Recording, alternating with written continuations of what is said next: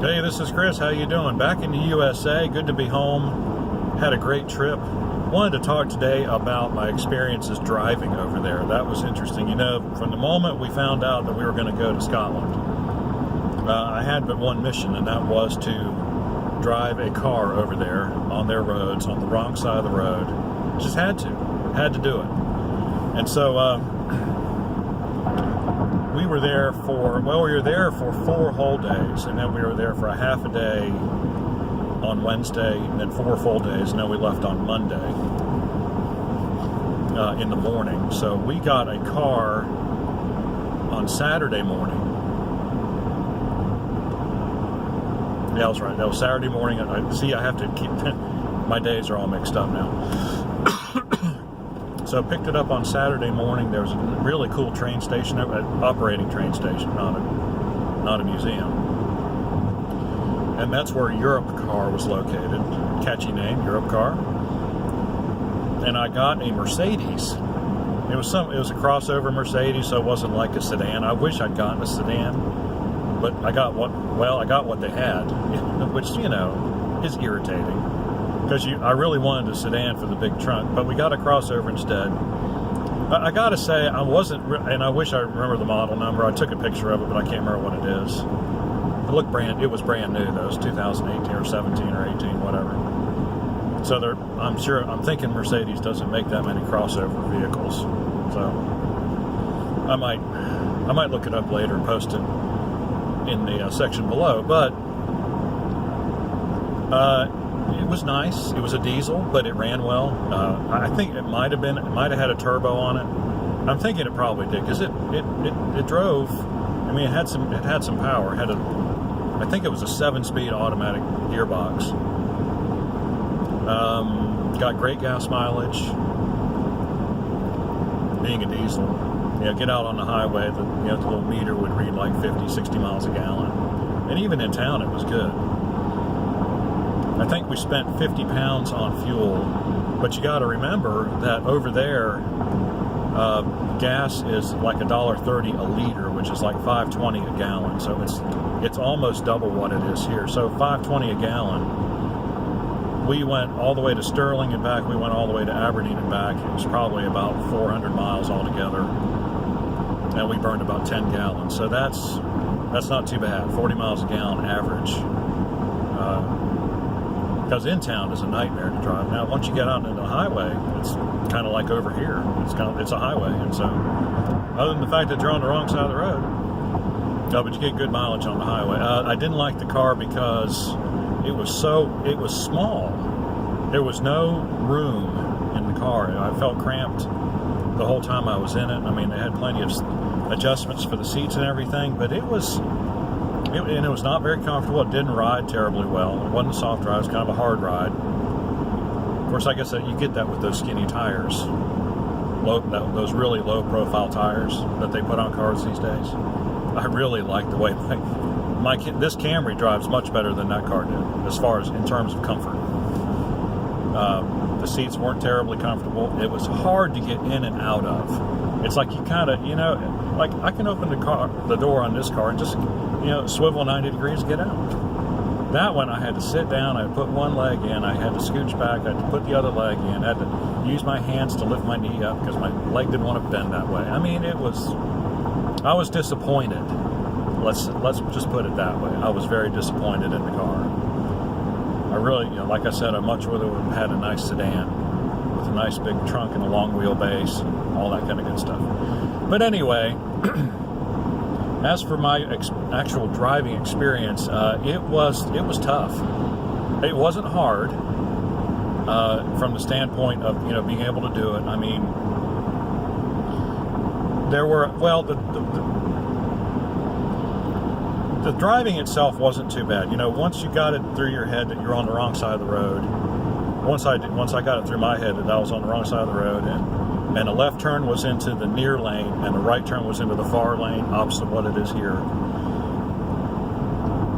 And I did have to constantly think that, because every time I got a little bit comfortable, I found myself on the wrong side of the road somewhere. And it only happened twice, and it wasn't on a real road. It was like in a a road running down in front of like a shopping center or something. You know how you get those roads. It wasn't a real road, but I was still on the wrong side of it.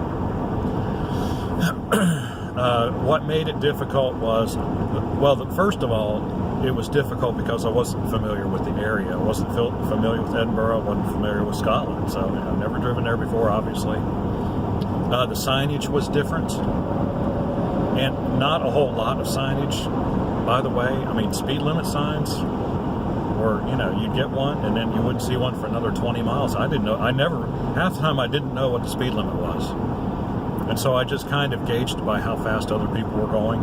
Now, if I was in traffic, I didn't worry about it, but out on the interstate, I think it was 70 miles an hour. And so I kept it at 65. That was another thing that kind of surprised me, is that everything is measured in, and I don't know if it's for the whole UK, but in Scotland, they use miles per hour and they use miles.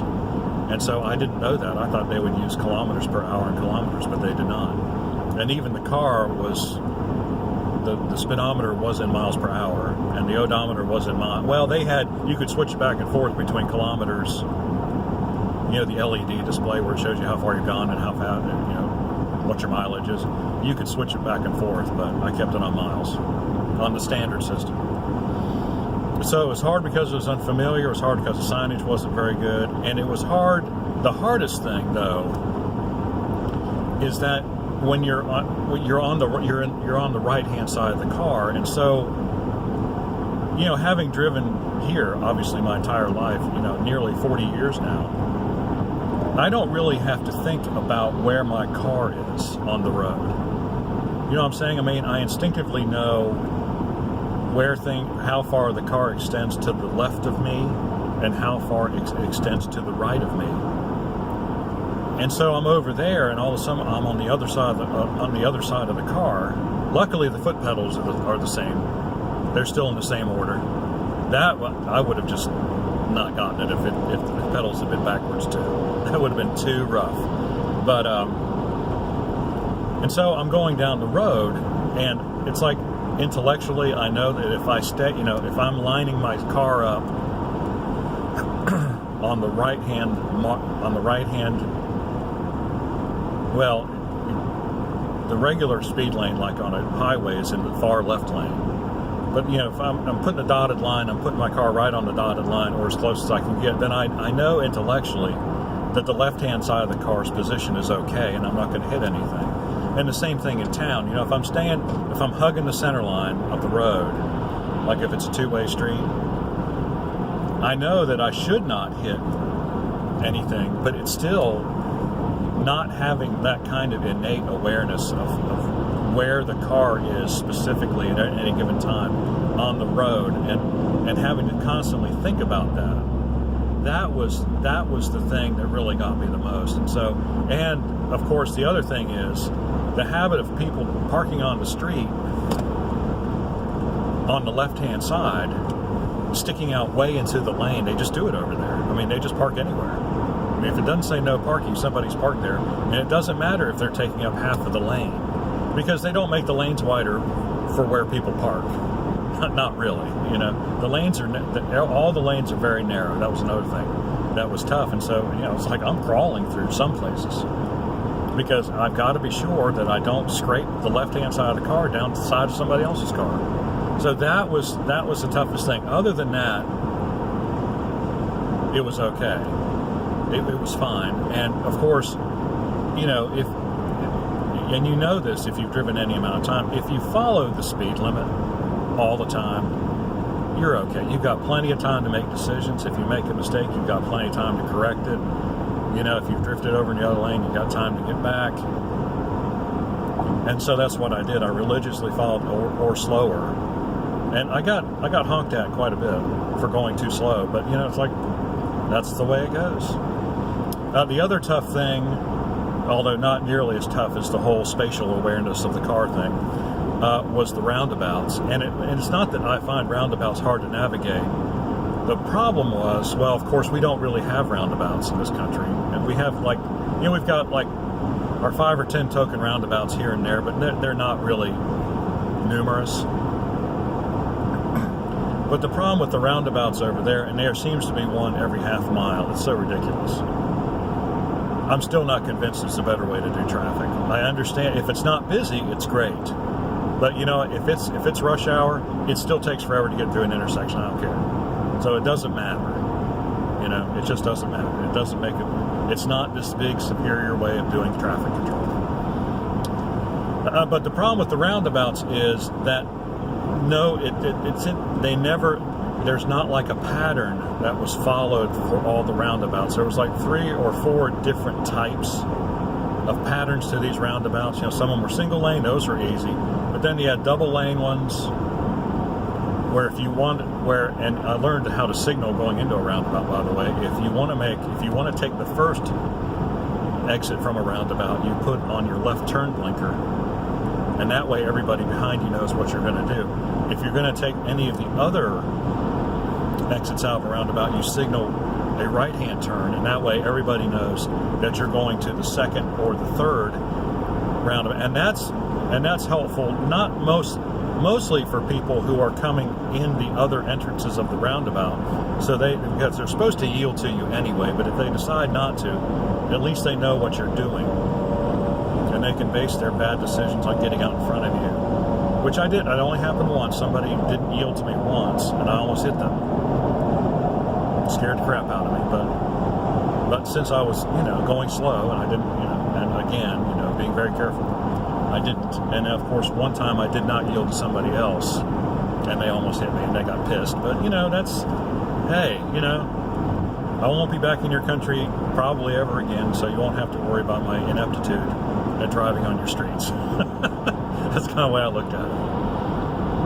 But yeah, so they had like 3 or 4 different designs of the double lane roundabout. Some of them had a lane just for left-hand turns, and you couldn't do the roundabout if you went in that lane, which I like those the best, because then it's pretty cut and dry what you're doing. Depending on what lane you're in, that's where you're going. And then the other ones, some of them would have, and the other big problem, the one I had problems with, is that most of them had 2 lanes going in, but if you took once you passed that first left-hand turn, it was just 1 lane, and you didn't have to worry about anything because you were the only car there. But some of them had 2 lanes all the way around, and those were a little bit more problematic, because if you were signaling, and that's how I almost hit that one guy, if you're signaling that you're going to go past the first, then these people know, but sometimes the guy pulled out, he had his own lane, but I still had to cross his path to make my left-hand turn, so he still should have yielded, but he didn't. So that kind of a lack of standardization, how they do roundabouts over there, was annoying, and that made life a little hard, because the sheer number of roundabouts you had to go back through. I bet we went to St. Andrews on Sunday, the golf course. It's town too. And I bet when we came back, we must have gone through 25 roundabouts, because it wasn't the state highway system from St. Andrews back to Edinburgh. It was just like a regular secondary 2-lane road. Most of it was. Some of it was 4-lane, but most of it was 2-lane. I bet there were 20 or 25 roundabouts. And, like I said, there was 4 or 5 different kinds, and you always, it's just, if you live there, you'd know what was coming up, but I don't live there, so. And so I found it to be rather taxing to drive there, especially given that we drove, it was 2.5 hours up, it was 5.5 hours of driving on Sunday. That's a long time to really have to, it's mentally draining. Like, I'm sure if I stayed there for a month or 2, I'd get used to it and wouldn't think about it anymore, but a couple days really was not enough time. But I found it enjoyable. It was neat, and I did it. I'm proud of myself. So anyway, I just thought I'd share that experience with you. If you've ever done that, if you've ever been to Europe, what was your driving experience like? I don't know if all of Europe drives on the wrong side of the road or not. I think some countries you drive on the right, like normal people, but I'm kind of thinking not, but I don't know that. What's your experience anyway?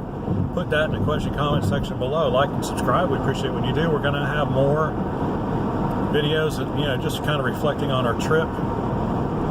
Look out for those. Still got a couple of slideshows to put together from pictures that we took. Beautiful country.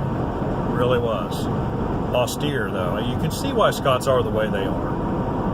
by looking at the land. I think that's true. I really do. Alrighty. See you on the next video.